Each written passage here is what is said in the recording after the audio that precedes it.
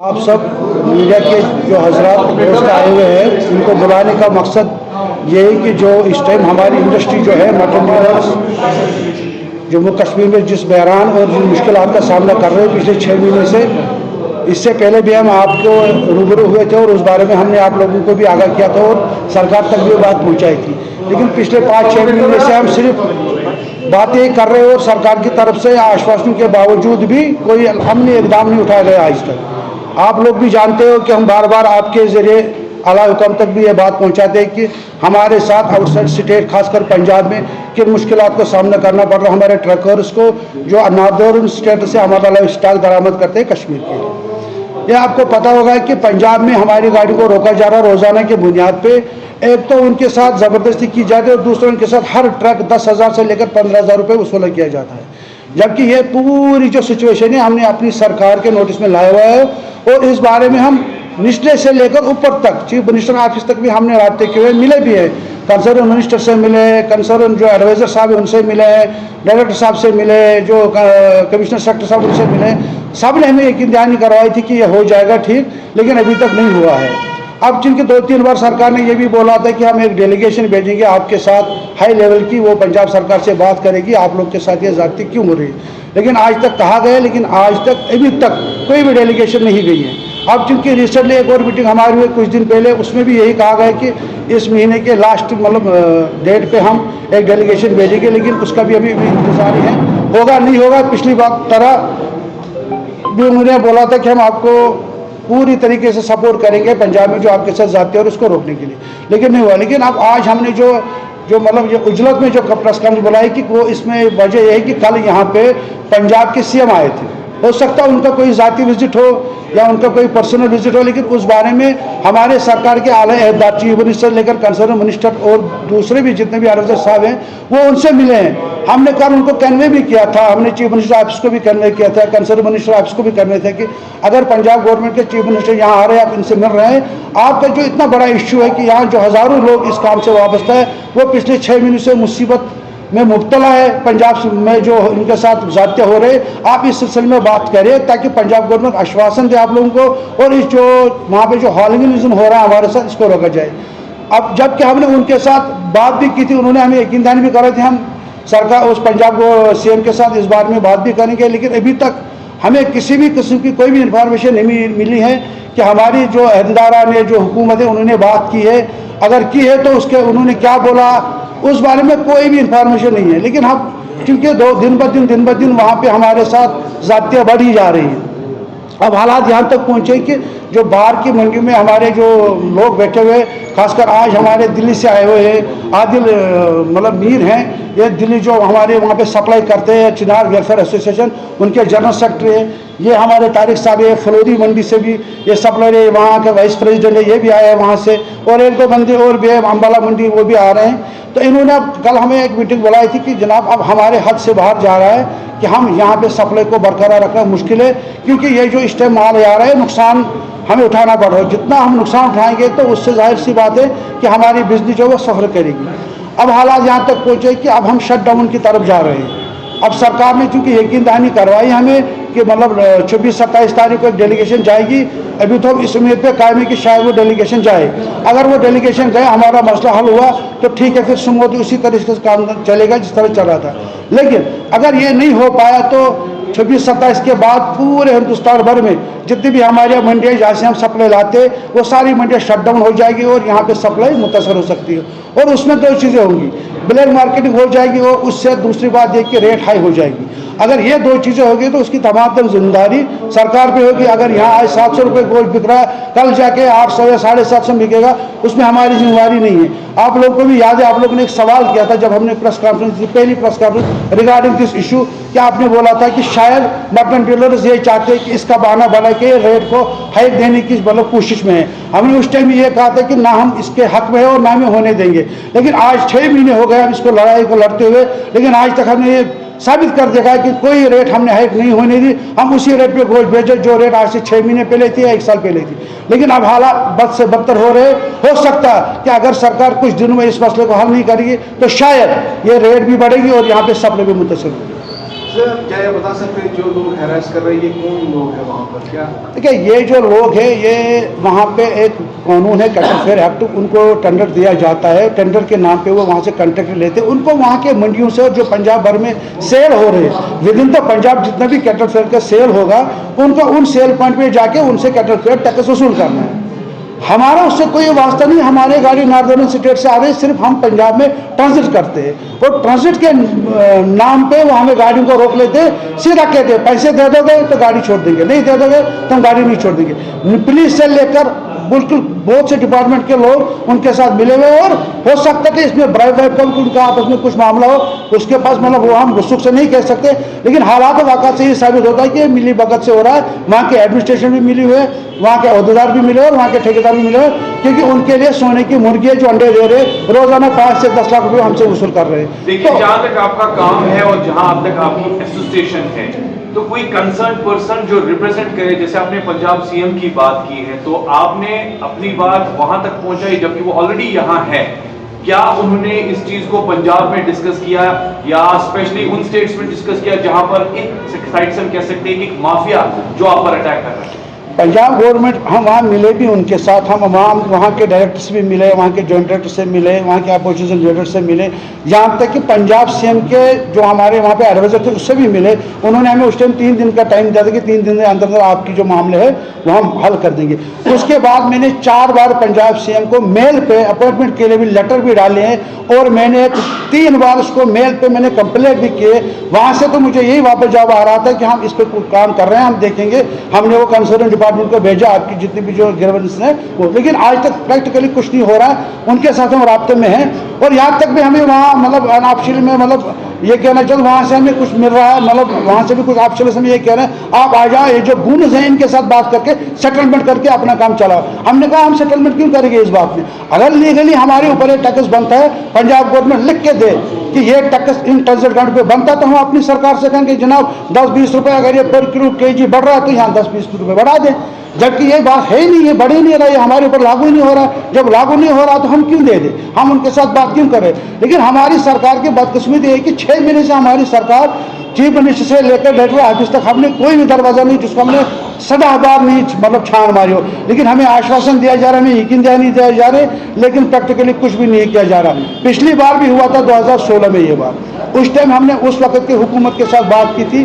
अब जब हम वहाँ उस वक्त के चीफ मिनिस्टर साहब महबूब मुफ्ती थी, उनसे मिले थे, जब हम उनसे मिले थे उन्होंने 5 मिनट के अंदर अंदर उस वक्त के जो वहाँ के पंजाब के जो चीफ मिनिस्टर थे कैप्टन अमरिंदर सिंह, उनसे बात की थी और 24 आवर्स एक डेलीगेशन बनाई थी। उस डेलीगेशन में हम भी गए थे और यहाँ का एक मंत्री भी गया था जो कर्सल मंत्री था, और यह मसला हल हुआ था। लेकिन आज की सरकार 6 महीने से एक डेलीगेशन बनाने के मतलब मूड में नहीं है। यकीन दानिया बहुत करवाते हैं, बाहर के लोग यहाँ आते हैं, उनसे मिलते हैं, उनके काम करते हैं। यहाँ का ताजिर सफ़र कर रहा है, यहाँ के ताजिर मुसीबत में बढ़ रहा है, यहाँ के ताजिर के लिए कोई परेशानी यहाँ की सरकार के, यहाँ के लोगों को वोट देने के लिए बुला रहे हैं, लेकिन जब यहाँ के लोग उनके पास जा रहे हैं इस काम के लिए तो उनको नजरअंदाज किया जा रहा है। 2 गाड़ियाँ हमारी उन्होंने पकड़े आज से 4 महीने पहले, वो 2 गाड़ी आज तक पंजाब पुलिस ने नहीं हमें वापस दी।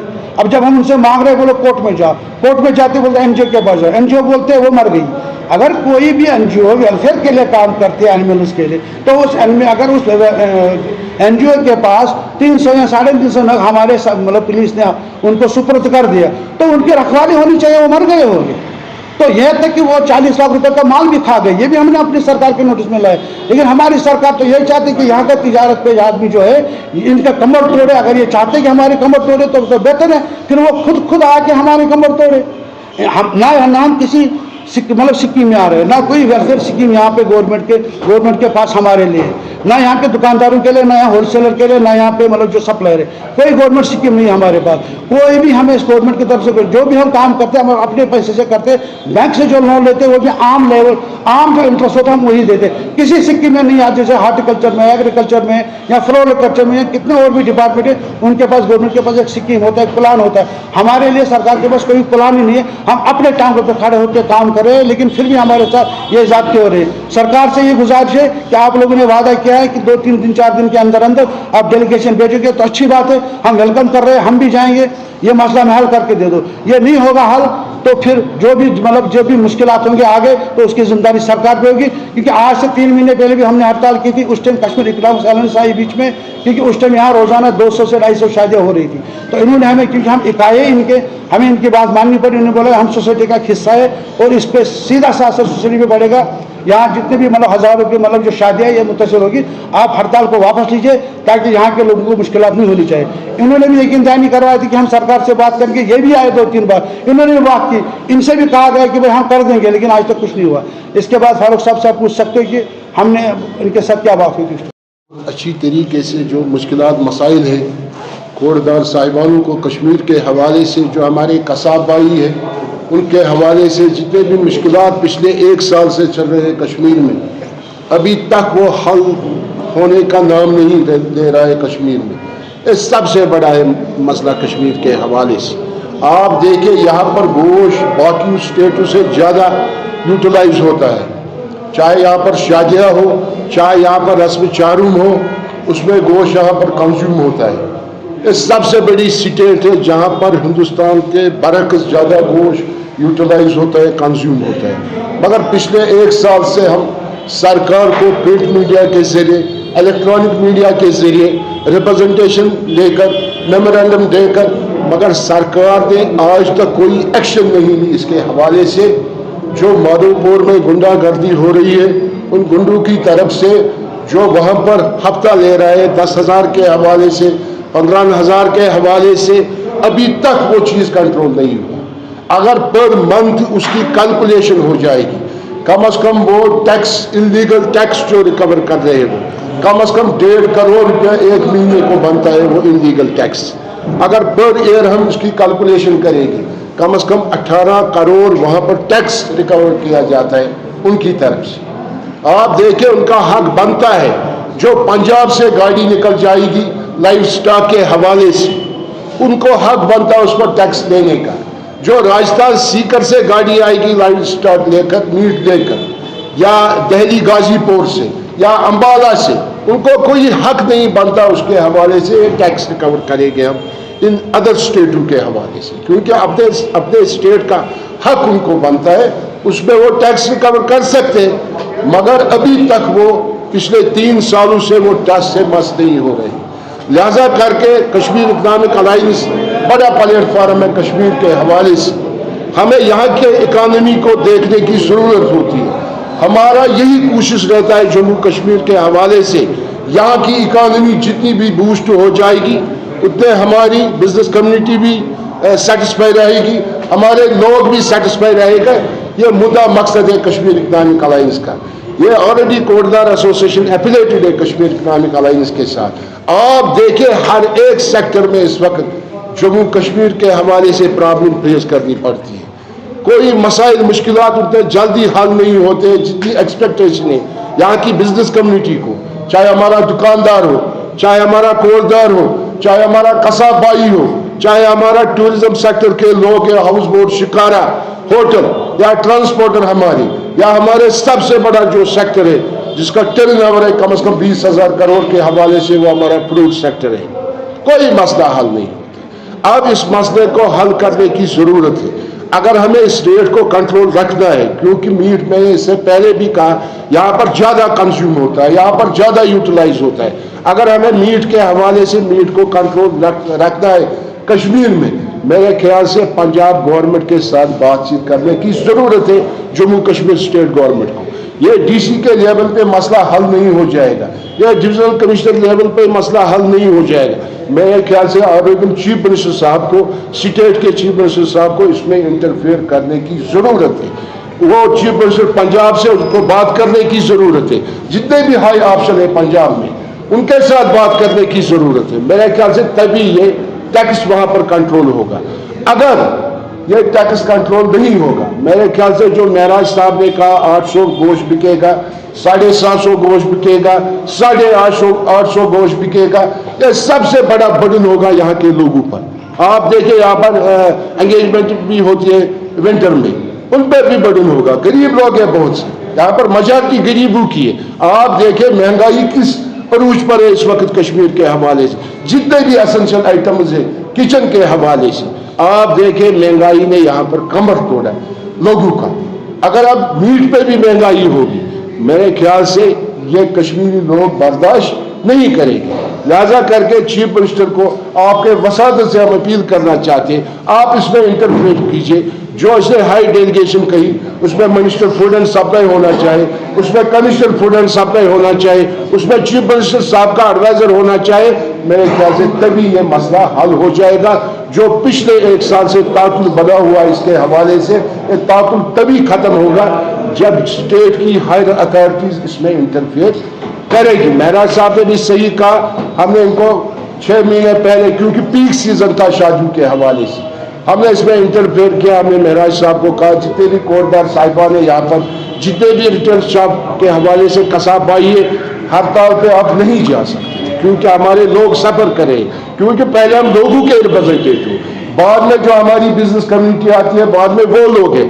पहले हमारी जो पीआरटी है कश्मीर इकोनॉमिक अलायंस की, वो यहाँ के लोगों के साथ हमारे हमदर्दी है, हर एक सेक्टर के साथ हमदर्दी है। ये हमारी अपील है 27 तारीख तक। महराज साहब ने कहा, सरकार ने अश्योर किया हमें 27 तारीख को डेलीगेशन जानी चाहिए पंजाब गवर्नमेंट की तरफ से, पंजाब चीफ मिनिस्टर से वहाँ पर मीटिंग होनी चाहिए। ये हमारी एक्सपेक्टेशन है। अगर 27 के बाद जो महराज साहब ने कहा, उसके बाद हड़ताल होगा, उसके बाद मंडियों में शटडाउन होगा, चाहे दिल्ली गाजीपुर मंडी हो, चाहे राजस्थान सीकर हो, चाहे अंबाला हो, चाहे पंजाब हो, यहाँ के चारों प्रेसिडेंट बैठे हुए इन मंडियों के, जहाँ पर अगर वहाँ पर शटडाउन होगा, मेरे ख्याल से सबसे बड़ी क्राइसिस मीट के हवाले से कश्मीर में होगी। इसकी तमाम तर जिम्मेदारी यहाँ की सरकार की। एक बात मैं कहना चाहता हूँ, शायद आप लोगों के नॉलेज में नहीं है कि मैं बाहर जो हम दरामद माल करते हैं ना, यहाँ के लोकल माल को छोड़ के, जब उस लोकल माल के बारे में सरकार के कितने दावे, क्या दावे, कहाँ तक सही है, हम उसकी हकीकत जानते हैं। लेकिन 5,000 से लेकर 7,000 नग जो हम बाहर के रियासतों दरामद करते हैं, रोजाना के बुनियाद पे यहाँ पे कंज्यूम हो रहे हैं। सरकार के पास इसके लिए कोई पॉलिसी में भी मरबूत नहीं है कि इतने ह्यूज मतलब माल हम वहाँ से ला रहे हैं और ये तकरीबन 3-4 हज़ार करोड़ की इंडस्ट्री है, इसको बर्बादी के दाने पे लाने की कोशिश कर रहे हैं।